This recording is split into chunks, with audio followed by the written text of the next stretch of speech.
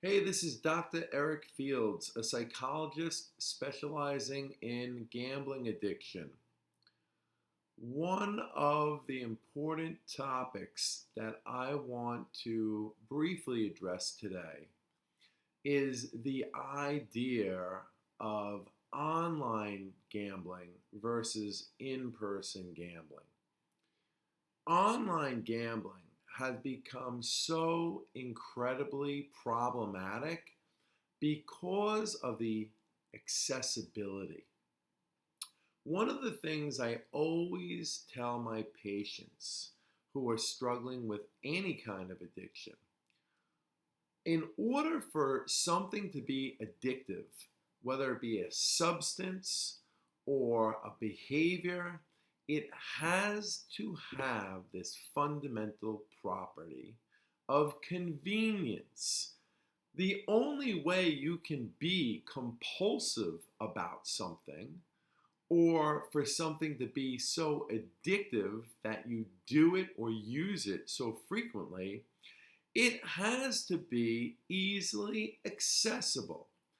Think of all the different things a person can get addicted to, okay? And if you think about each and every one, you will quickly come to the conclusion that they all share this property in common. Cigarettes, very convenient and easily accessible. They sell them everywhere. Alcohol, very accessible. You can buy it at just about any convenience mart, supermarket, etc., etc. And now you even have delivery services that will bring it to your front door. Drugs, dealers are rampant throughout the United States, and it doesn't take a whole lot to find a dealer near you that not only is going to have the drugs you want, but be able to deliver it to you, because so many of them do. Then you talk about sex addiction, super accessible with online pornography, right? In a second, you could be engaging in it. There are compulsive types of disorders that we don't call addictions, but they have virtually the same properties, like trichotillomania. People that do compulsive hair pulling, this is very convenient.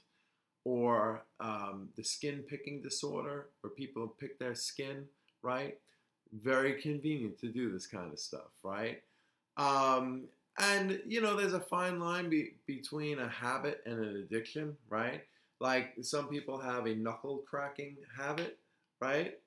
Um, and that can be an addiction if it has the second property that all addictions have, which is it has a harmful or negative impact on your life.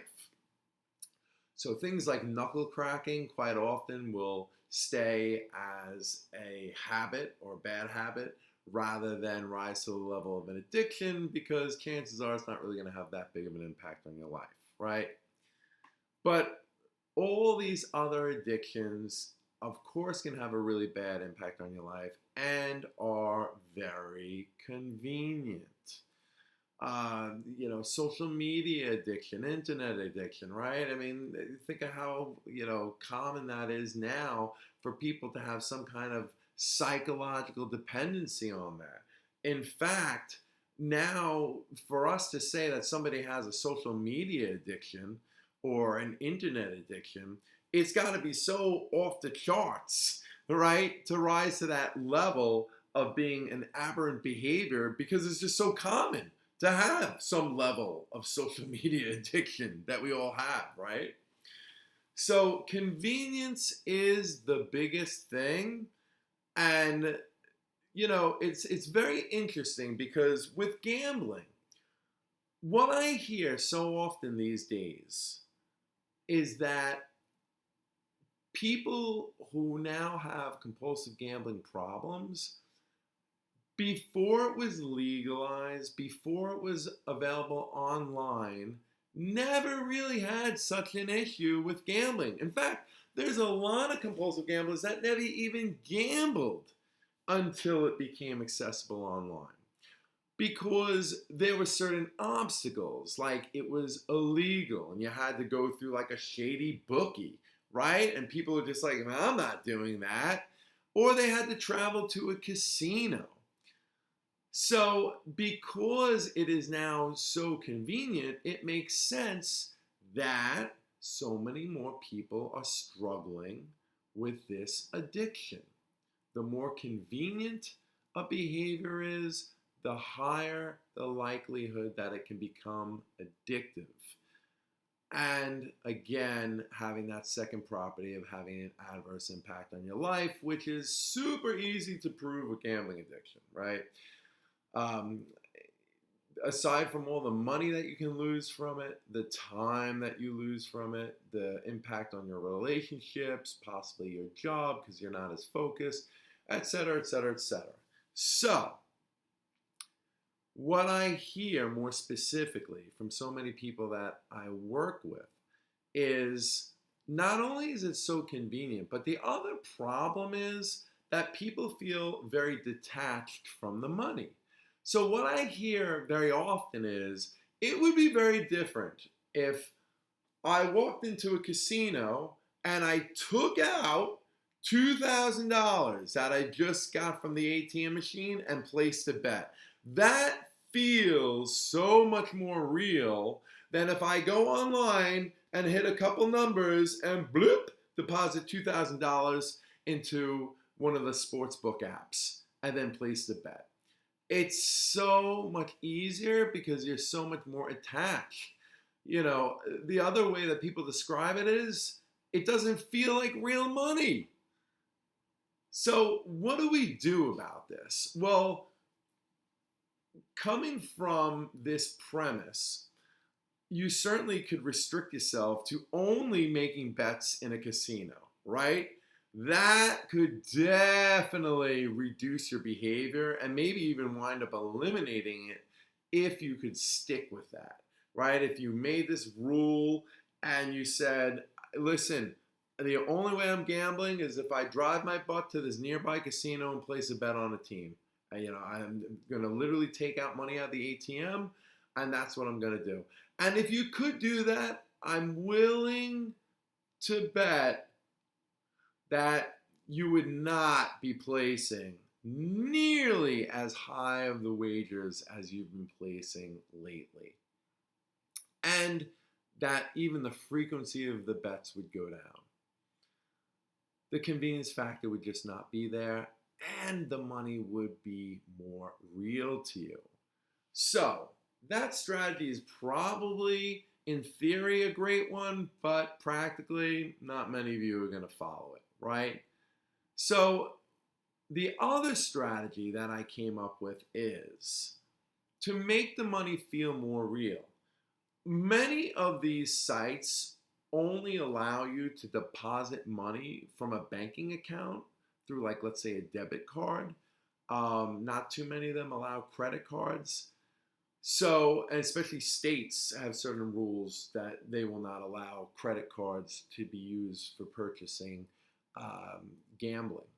So, one of the ways that you can make it more real is after you deposit a certain amount of money into your sportsbook account, wait a little bit in terms of for a period of time to make sure that that transaction went through, that it's registered in a sense, and then go on to your online banking site and log in, and I want you to see that money as a debit. I want you to see it gone, right? I want you to see that your balance was $8,500. Now you have this debit of $500. Let's say that's how much you withdrew. And now your bank account, you will now see is updated and has changed to $8,000. This is by no means a foolproof method, but it may help to make the money more real, and it pumps the brakes a little bit because it requires you to wait a period of time before that transaction is reflected in your account. And any behavior that you do or any step that you take that kind of delays placing a bet, right, and thus makes you less impulsive is going to be a real positive. This is a monster obstacle. I don't want to minimize it. It's going to really be a hard one to overcome. But, short of driving to a casino and placing a bet, it's probably the next best option that you have to make the money feel more real, to give you a little reason to pause and say, okay, I just took out $500, which means there's a very high likelihood that that money's gone now, that I'm not going to win it back, that I'm going to lose it, and it's not going back into my bank account. Gives you a little bit more time to reflect about things and a little bit more time to place a bet. And maybe instead of, quickly depositing several $1,000s, not seeing the impact that it has on your bank account, because we don't want to see that. We don't want to hear those voices, or we don't want to acknowledge that. We just want to have that quick money and place, bet, as quick as we can and not even think about it, because we don't want to talk ourselves out of it, right? So this is a way of slowing down the process, making the money more real, and maybe even talking yourself out of placing too high of a bet. Maybe you would have normally deposited a lot more than $500, or you would have taken that $500 and placed a bet right away. And now maybe you're a little bit more thoughtful, and maybe you'll take that $500 and put $100 on the bet, right? This is Dr. Fields. I'll have more to say about this at another time. I wish all of you the best mental health, and for more quality content, videos, etc., that critically discuss gambling addiction, please follow me and look out for my new or next video.